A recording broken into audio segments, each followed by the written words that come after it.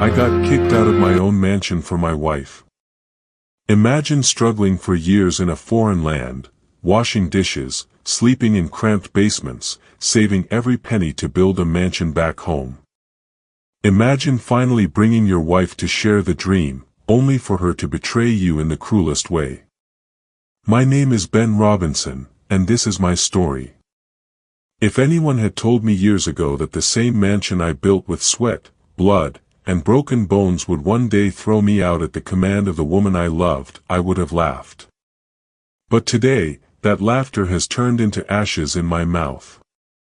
I came to the United States with nothing but a bag of clothes, a Bible, and the hope of giving my family in Nigeria a life worth envying. My hands became my tools. I washed dishes in New York restaurants, carried cement at construction sites, and worked night shifts at warehouses just to keep dollars flowing into my wife Gift's account back home. Every weekend, while other men partied, I was scribbling notes of expenses, calculating how much to send, how much to save, and how long it would take before my dream could stand tall in bricks and mortar. That dream was simple, a mansion in Lekki, a place where my children could grow without shame, where Gift could smile and say, "My husband did this for us." Years passed, and the mansion rose from the ground like a miracle. I watched it brick by brick through video calls, through pictures Gift sent me. At night, I would stare at those pictures, whispering to myself, "One day, this will be mine. One day, I'll come home and sit on that balcony as the master of my house." But America has a way of turning one day into Sunday. Papers delayed. Green card troubles. Endless hours of hustling. So I stayed. I slaved. I endured. Through all of this, I loved my wife Gift more than life itself. I trusted her. I never questioned her. Each time I called and she said, "Ben, don't kill yourself with work. I am proud of you." My tired heart would find strength again. And when at last I received the call that changed everything, my documents had cleared, I knew it was time. Time to bring Gift over. Time to reunite our family. Time to finally live in the house I built, not as a dream, but as reality.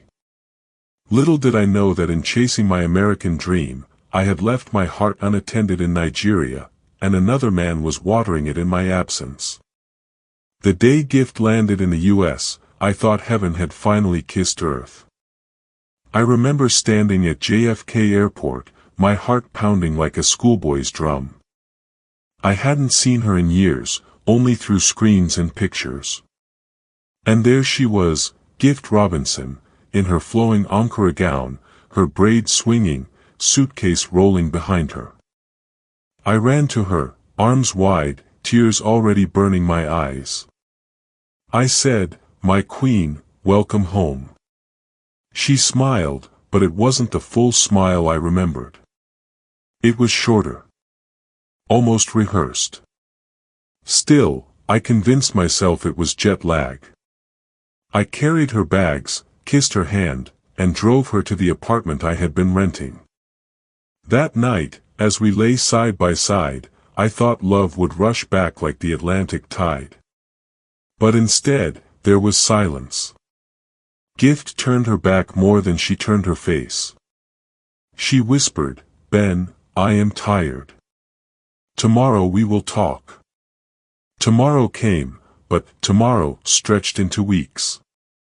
At first, she complained about little things, how small the apartment felt compared to the mansion in Nigeria.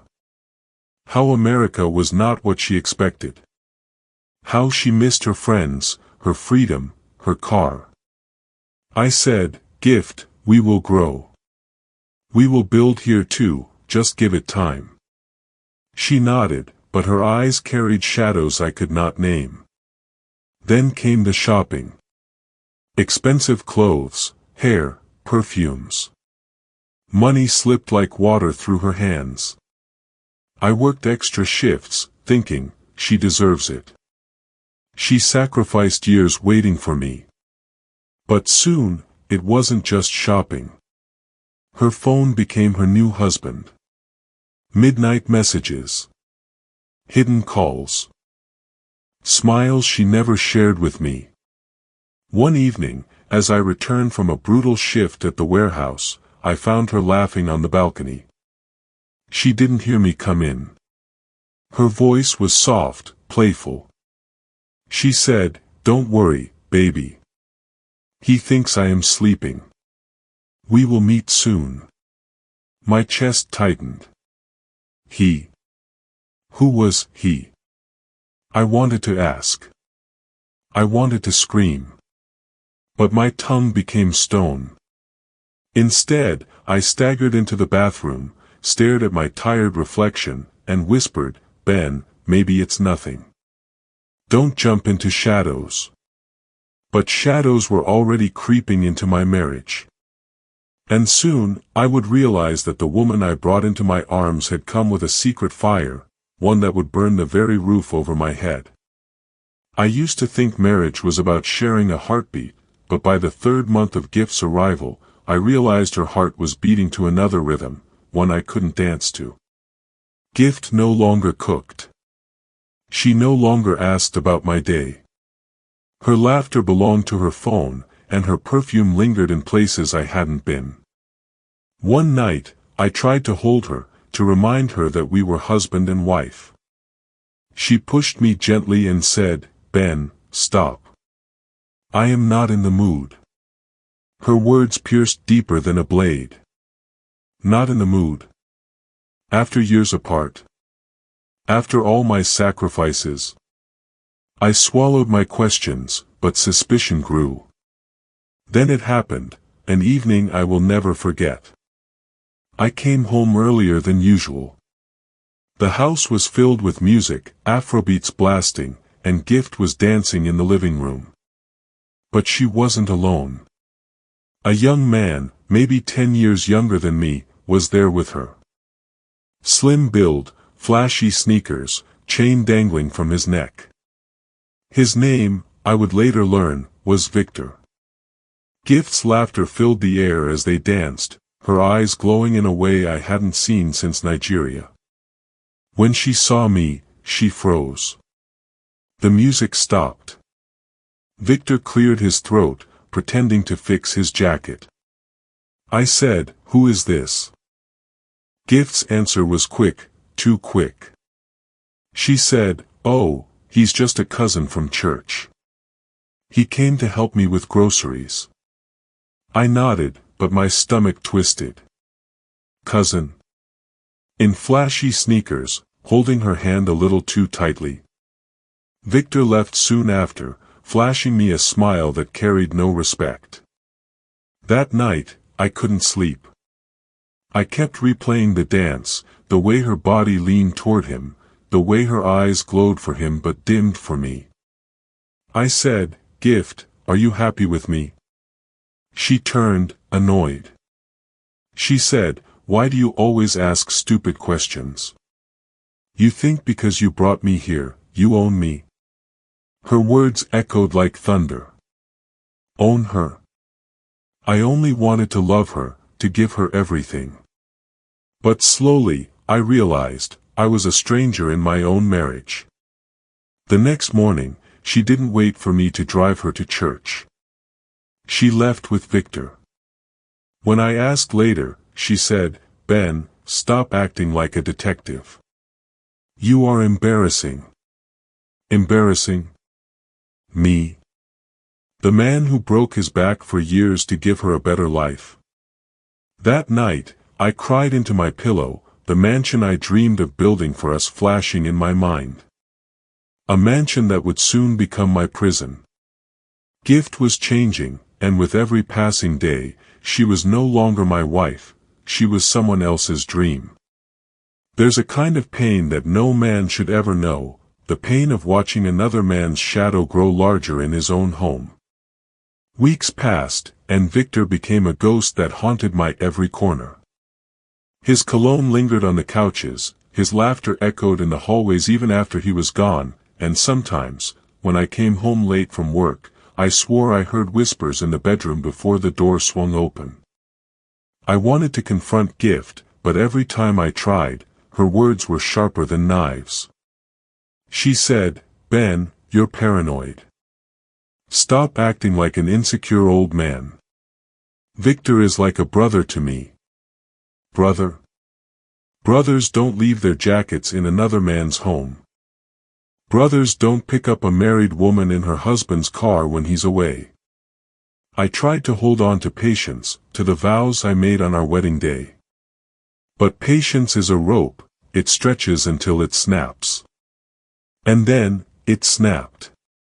One morning, I was shaving when I heard a knock at the door. I opened it to find a man in a black suit holding an envelope. He said, "Mr. Robinson?"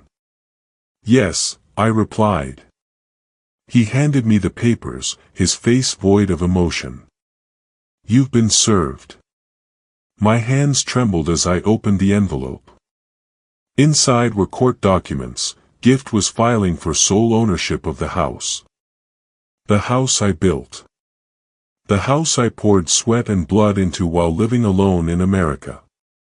I confronted her that evening, papers in my hand, tears in my eyes. I said, "Gift, what is this? Why would you do this to me?" She didn't flinch. She didn't cry. She only folded her arms and stared coldly at me. She said, "Ben, I am tired of being treated like your charity case.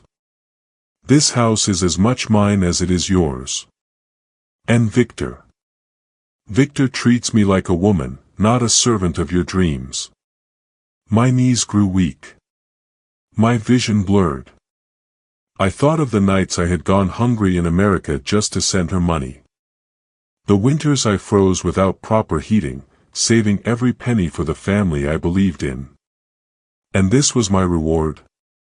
Gift walked out of the room, slamming the door, leaving me standing alone with the sound of my broken heart. That night, I sat in the empty living room. The chandelier above me sparkled, but I felt like a beggar in my own mansion. I whispered to myself, how can love turn into betrayal so fast? How did my wife become my enemy? The walls were closing in, and for the first time in my life, I understood what it meant to be a stranger in your own story. The court date came faster than I expected. When it was time to travel to Nigeria for the case, I came home one day and found out that Gift had traveled without my notice. When I got to Nigeria, I was surprised to find Victor with her. That means they both traveled to Nigeria from America together without my notice. I wanted to fight him, but I changed my mind. I told myself if I win the case I will decide how to handle them. My lawyer told me to prepare for the worst, but nothing could have prepared me for what I saw in that courtroom. Gift walked in wearing a red dress, her head held high, her hands clasped tightly in Victor's. She wasn't just my wife anymore, she was Victor's woman. The stares, the whispers, the murmurs from strangers burned me more than fire. I wanted to scream. I wanted to tell the judge that everything in that house had my fingerprints on it, that my sweat was in every brick, every wall, every chandelier. But the law doesn't listen to tears. The law listens to papers. And Gift had papers. Signed, sealed, and presented in court. She had used my trust against me. Documents I had given her to process our relocation were now the weapons that destroyed me. When the gavel fell, I lost. Just like that. My house was no longer mine. That evening, I returned home to pack what little I could. I walked into the living room where we once celebrated birthdays, anniversaries, and Christmases together. Now, Victor sat on my couch, holding a glass of wine, smirking at me like a man who had already won. Gift didn't even look guilty. She stood beside him with her arms crossed, her eyes filled with something I could never understand, pride, maybe, or satisfaction. I asked her one last time, my voice cracking, "Gift, after everything I gave, after everything I sacrificed, why?"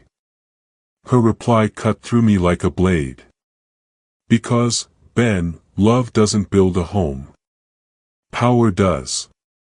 And you were too weak to see that." My chest tightened. My breath caught. I felt like a man stabbed without a knife. I carried my bag to the door. The same door I once opened with dreams and hope now became the door that exiled me. As I stepped out, the sound of Victor's laughter followed me into the night. I walked down the mansion steps with nothing but my broken spirit. I didn't just lose a house. I didn't just lose a wife. I lost my story. And as I stood in the cold, empty street, staring at the mansion glowing behind me, I whispered to myself. I built a palace for my queen, only to be dethroned by her lover. That was the night Ben Robinson died, not by death, but by betrayal. And that's how a man who gave everything for love was left with nothing. My friends, what do you think? Was Ben too trusting, or was Gift too heartless? Could you forgive such betrayal, or would you fight back? Don't forget to like, share, and subscribe for more heart-shattering stories that reveal the truth about love, betrayal, and the human heart. Check out my other videos such as this. You will love it. Thanks for watching.